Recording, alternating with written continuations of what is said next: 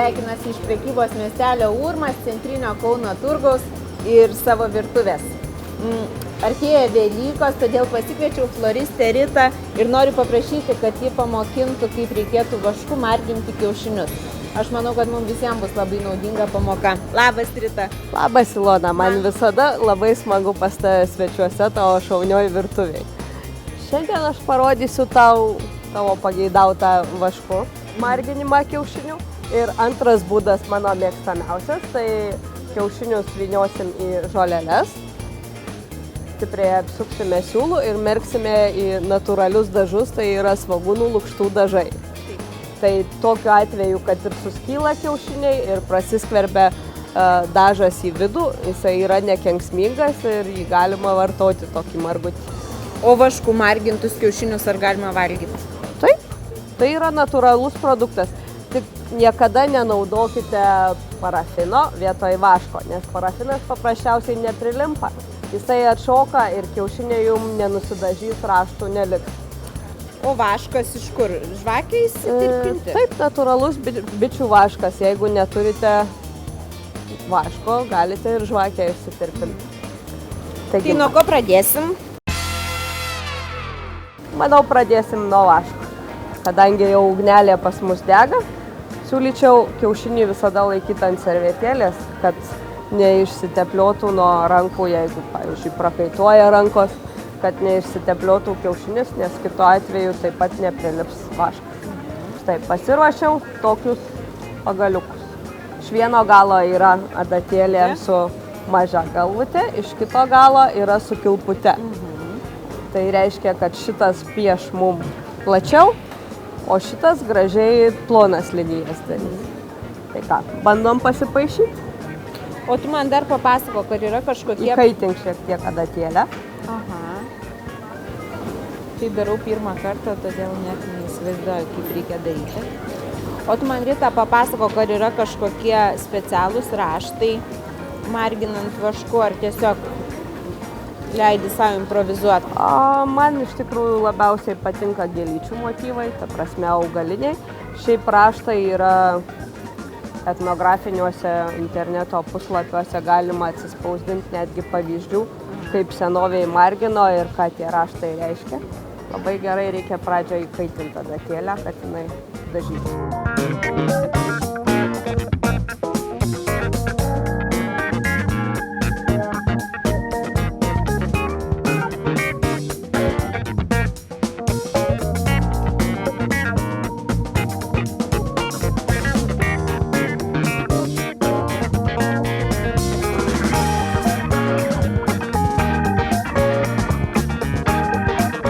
O kaip, Rita, anksčiau senoviai margindavo kiaušinius?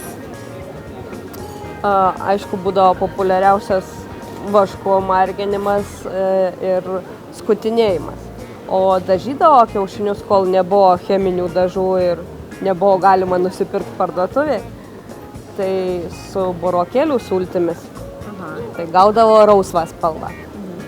Su žibuoklių žiedlapiais gaudavosi Žydra. Šiek tiek alyvinė tokia, švelniai alyvinė.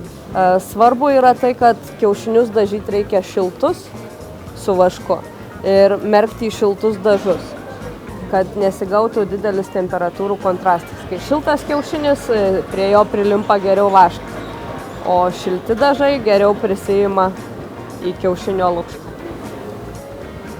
O kaip paskui tas vaškas, mes išpiešim ir ką toliau darysim?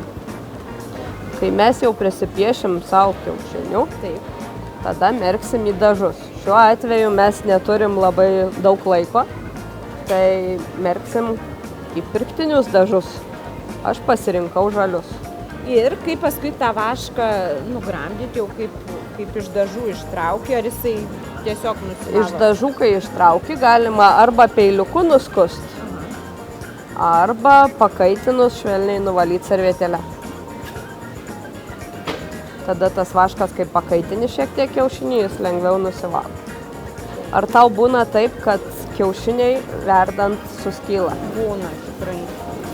Tai yra labai geras būdas, kaip nuo to maksimaliai apsisaugot. Taip, klausau. Kiaušinius reikia virti kambario temperatūros. Ta prasme, juos reikia iš vakaro išsimti šaldytuvo, kada jie per naktį atšiltų, būtų kambario temperatūros ir dėti tada į kambario temperatūros vandenį. Tuomet jiem būna mažesnis šokas ir verdant jie nesutrūkinėja. Kadangi jau prisipiešėm kiaušinių, dabar tu juos šaukštų sudėk į dažus.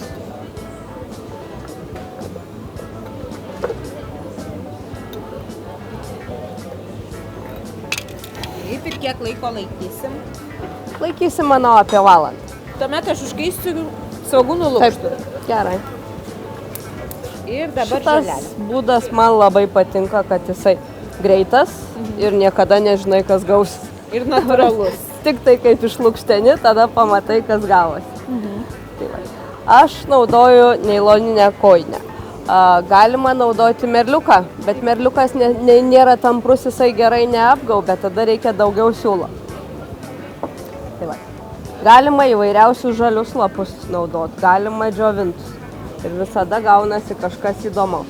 Aš kartais netgi prikarpau ir svogūnų laiškų. Svogūnų laiškai duoda žalią atspalvį, o svogūnų lukštai tokius mažus smulkius rudus atspalvius. Aš noriu pabandyti su svogūnų lukštais. Aš tai ne svogūnų lukštų.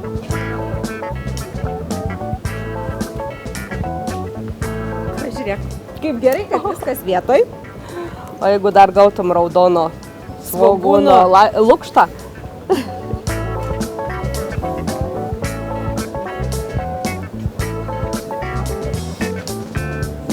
Prisidėlioja ant medžiagėlės, tada lengvai užtempiam. O, dabar arba pakarpyk, arba truputį patrupink, kad jie smulkesnis raštas gautų.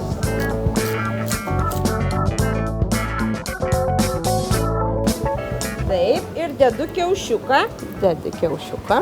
Ir apsuku. Dabar patemdama apsuk, kad visos žolės apgaubtų kiaušinį.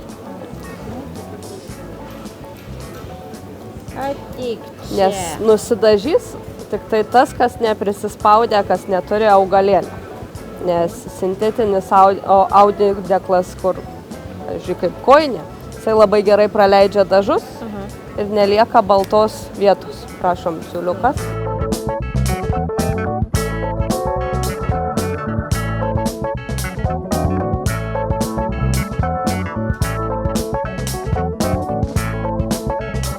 Štai aš savo jau išrengiau kiaušinius.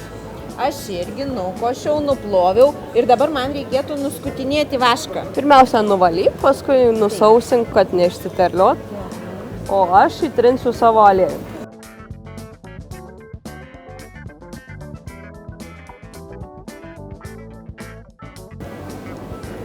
O čia mano klevo lapas. Atrodo kaip kanapė. Kad jie būtų puošnesni, blizginam aliejų. Va, mūsų papartėlis.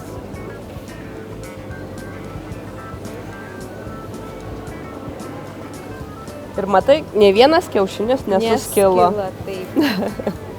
Puikus, labai gražus Rita mūsų margučiai. Manau, mes abi labai pasistengėm. O kai pasistengėte jūs, mes irgi norėtume apžiūrėti ir įvertinti. Todėl netrukus skelbsime gražiausio margučio konkursą. Lauksime išradingų, gražių, originalių jūsų margučių. Ir būsite apdovanoti.